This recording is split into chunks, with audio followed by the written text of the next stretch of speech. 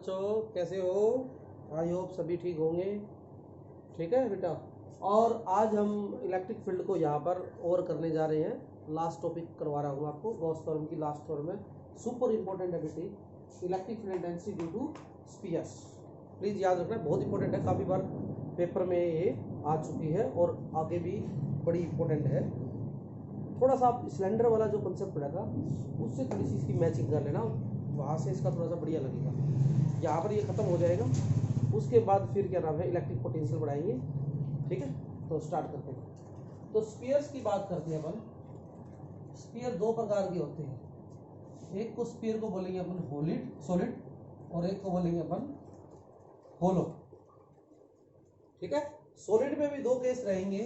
एक रहेगा हमारा कंडक्टिंग, एक रहेगा हमारा नॉन कंडक्टिंग। ठीक है, इधर भी होलो में भी दो प्रकार के रहेंगे। एक रहेगा हमारा होलो और एक क्या बोला, एक होगा हमारा कंडक्टिंग और एक रहेगा हमारा नॉन कंडक्टिंग। तो ये चार स्फीयर्स रहेंगे हमारे, कंडक्टिंग, नॉन कंडक्टिंग, सॉलिड में भी और होलो में भी। तो आपको याद हो, पीछे मैंने आपको पहले भी बताया था कि एक केस नंबर 2 और केस नंबर 3, तीनों स्फीयर्स के अंदर क्या होगा। सॉलिड का तो एक गुण है कि जितने भी आप चार्ज देंगे वो सारे के सारे चार्ज उसकी आउटर सरफेस पर रिसाइड कर जाएंगे, यानी कि उसके आउटर सतह पर सारे के सारे चार्ज जम जाएंगे। मान लो यहाँ पर अपन चार्ज भी दे दें तो ये सारे के सारे चार्ज कहाँ आ जाएंगे, इधर आउटर सरफेस पर। मान लो ये सॉलिड है तो भी। और होलो में तो कुछ पार्ट होता ही नहीं, यहाँ पर ये एम्प्टी होता है, ये स्पेस होता ही नहीं है। तो ये सारे चार्ज यहीं पर आएंगे, चाहे वो कंडक्टिंग हो और चाहे वो नॉन कंडक्टिंग स्फीयर्स हो। दोनों केस के अंदर charge reside to outer surface of the body.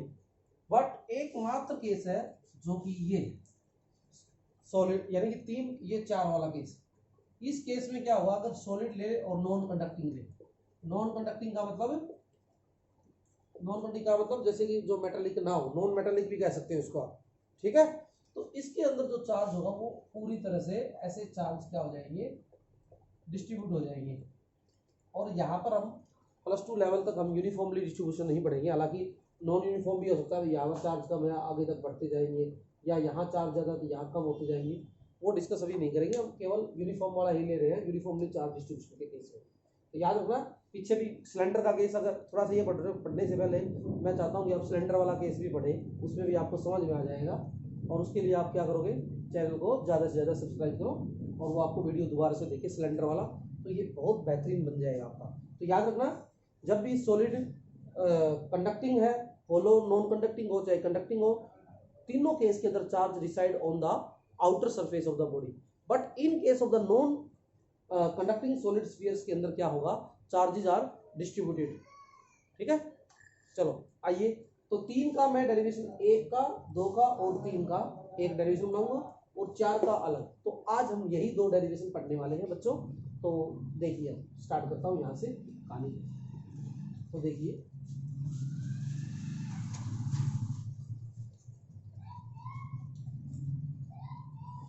तो स्टार्ट करता हूँ। Electric field intensity due to hollow conducting, non conducting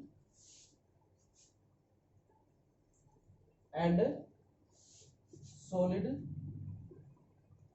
conducting sphere. तो ये रहेगा सबके अंदर। तो आइए, अब मैं इसको स्टार्ट करने जा रहा हूँ, तो सभी बच्चों का ध्यान इधर ही रहे। तो सबसे पहले तो मैंने ले लिया एक स्फीयर, और मान लो O इसका सेंटर है और कैपिटल R इसकी रेडियस है। ठीक है, और सपोज कर लो रो इसकी वॉल्यूम चार्ज डेंसिटी है। और वॉल्यूम चार्ज डेंसिटी आप जानते हो सभी, तो फॉर्मूला होता है चार्ज डिवाइड बाई, चलो क्योंकि सरफेस वाला पॉइंट लेंगे तो यहाँ से देखोगे सिग्मा मान लो इसकी क्या है, सरफेस चार्ज डेंसिटी, रो बोल दिया मैंने, वो वॉल्यूम था। सरफेस चार्ज डेंसिटी जो भी रहेगा चार्ज डिवाइड बाई एरिया। तो ये आपको पॉइंट याद होना चाहिए कि आपने पहले भी पढ़ा था वॉल्यूम चार्ज डेंसिटी और वो वाला सरफेस चार्ज डेंसिटी और linear charge density, lambda, sigma और रो। चलो आइए अब स्टार्ट करते हैं वन बाय वन। तो इसमें 3 केस बनाने वाला हूँ, वही पहली बात। तो पहले ले रहा हूँ मैं आउटसाइड। आउटसाइड में ले लिया मैंने R is greater than to capital R. R का मतलब यहाँ पर मैंने ले लिया पॉइंट कोई पी और ये इससे आर दूरी पर है और एक गॉसियन आपने सरफेस बना लिया।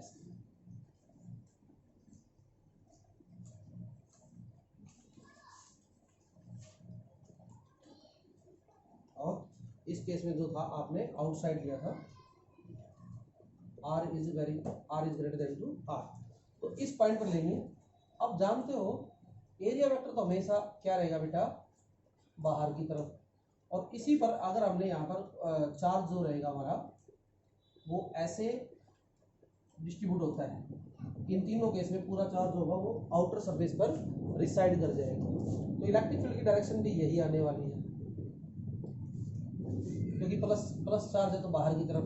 और हर केस में ई और ए की जो डायरेक्शन है वो दोनों की क्या मिलेगी, सेम। तो इसका मतलब ई डॉट डी ए कॉस 0 बनने वाला है इलेक्ट्रिक फ्लक्स के बारे में। तो फॉर्मूला बनाने जा रहा हूँ according to Gauss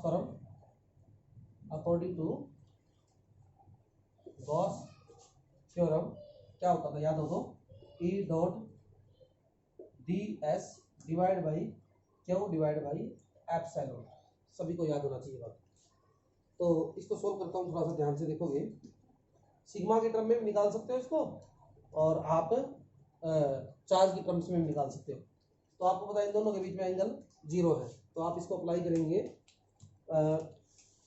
E D S cos 0 Q inside Q. इस पॉइंट पर इसके लिए तो ये अंदर चार्ज सारा ही माना जाएगा और सारा चार्ज निकालना है तो क्या हो जाएगा, इसके यहाँ से लगाओ क्यू इक्वल टू क्या बन जाएगा, सिग्मा एरिया क्या होगा पूरा का पूरा 4 पाई आर स्क्वायर। तो आप लिख सकते हो क्या होगी जगह सिग्मा इंटू में 4 पाई कैपिटल आर स्क्वायर और डिवाइड बाई एप्सिलॉन। कोस 0 1 होता है तो ई को बाहर कर दिया और ये रह गया D S sigma 4 pi R square divide by epsilon. अब डी एस जानते हो, इस आपने ये स्मॉल एरिया काउंट किया था तो इसका पूरा एरिया लिया जाएगा इस सरफेस का और इसके लिए रेडियस हमने आर ली थी। तो यहाँ पर बन जाएगा ई इंटू में 4 pi R square is equal to sigma 4 pi capital R square divide by sigma. जो चीज कटती है वो काट दो, 4 पाई से 4 पाई मेरे को दिखाई दे रही है, कट रही है। Now the E becomes equal to help me sigma R square और यहाँ से 4 पाई कैंसिल हो गया था और एप्सिलॉन आर स्क्वायर ये रहेगा, सॉरी स्मॉल आर स्क्वायर। ये आर है, जो आर है ये आर इस आर से बड़ा है, यानी कि ये वाला आर है और ये आर कैपिटल आर इस स्फीयर की रेडियस है। तो आपने पता चल गया sigma is constant, R constant, epsilon constant. तो क्लियरली आपको पता चल गया कि ई इनवर्सली प्रोपोर्शनल टू क्या है बेटा, आर स्क्वायर।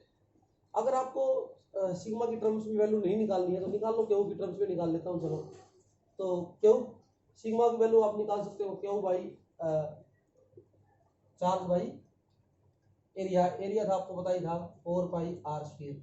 तो आप इसमें ये वैल्यू भी पुट कर सकते हो। चलो तो देखते हैं sigma is equal to sorry E is equal to sigma की वैल्यू देखो ये रख दो Q divide by 4 pi R square और यहाँ पर बच गया एप्सिलॉन आर स्क्वायर इंटू में आर स्क्वायर यूं का यूं, एप्सिलॉन यूं का यूं, आर स्क्वायर यूं का यूं और इस सिग्मा की जगह रख दी। जो चीज कटती हो काट दो, आर स्क्वायर से आर स्क्वायर कैंसिल, तो वैल्यू आ गई Q divide by 4 pi epsilon R square.